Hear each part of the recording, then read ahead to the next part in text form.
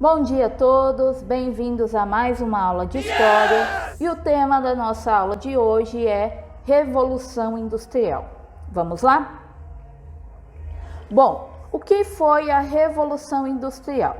Ela foi basicamente as mudanças políticas, sociais e econômicas que surgiram aí a partir do final do século XVIII. Basicamente é um período que a gente vai ter a mudança da manufatura, ou seja, as produções feitas manualmente com as mãos, pela indústria, que era aí as maquinofaturas, que eram as produções feitas através das máquinas.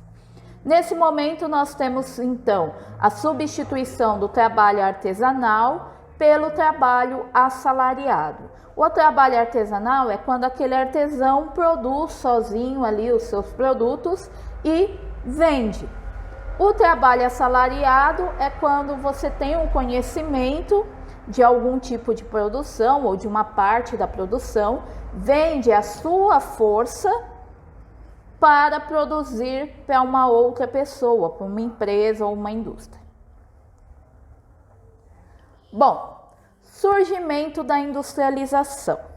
O que vai acontecer? A Revolução Industrial ela vai se dar inicialmente na Inglaterra, por uma série de fatores que vamos listar aí daqui a pouco. A Inglaterra passou por esse processo da Revolução Industrial no final do século XVIII.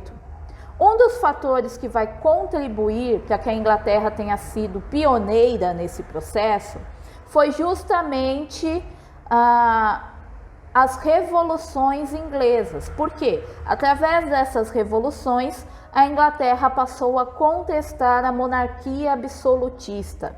E aí na Revolução Gloriosa, se vocês lembram, nós temos a substituição do poder de um rei absolutista pelo Guilherme de Orange, que é obrigado a assinar um acordo com o parlamento, no qual ele diminuía os seus poderes, ou seja, o Guilherme de Orange não podia governar sem o consentimento do parlamento. Então eles tinham que governar juntos, onde o parlamento tinha mais poder de decisão do que o próprio rei.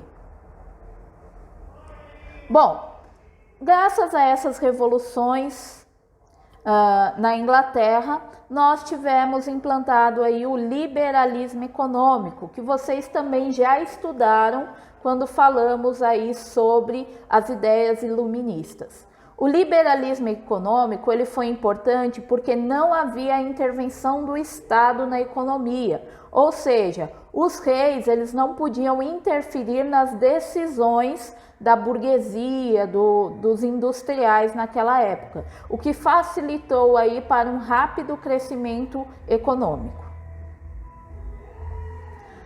Outro fator importante foi que a Inglaterra possuía grandes reservas naturais de ferro, que é esse mineral que aparece aí na primeira imagem, e de carvão mineral, que é representado na segunda imagem.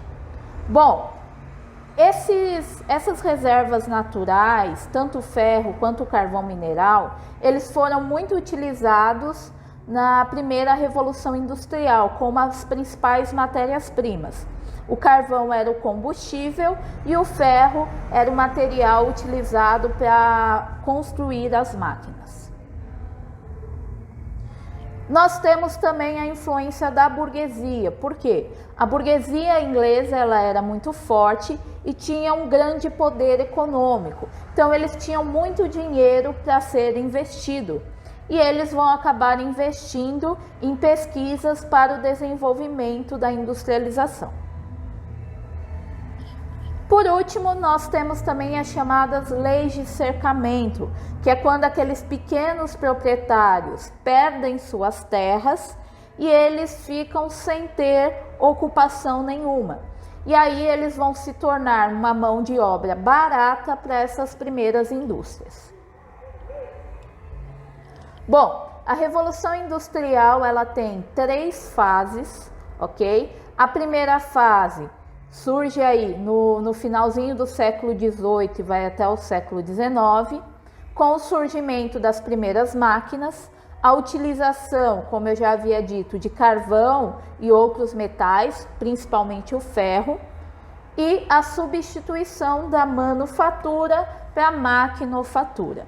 E aí nas imagens nós temos um tear, porque a Inglaterra era um principal produtor de tecidos, então as primeiras máquinas desenvolvidas eram máquinas voltadas para a produção têxtil, e nós temos um motor a vapor, no qual era utilizado a queima de carvão para fazer esse motor funcionar. Bom, segunda fase da Revolução Industrial. Pega o final do 19, o início aí do século 20, onde a gente vai ter o desenvolvimento de novas técnicas, indústrias voltadas para automóveis e produção de armamentos.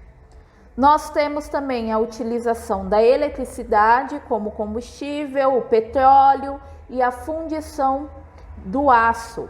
O aço se torna um material melhor do que o ferro, porque ele é mais maleável para você construir as máquinas.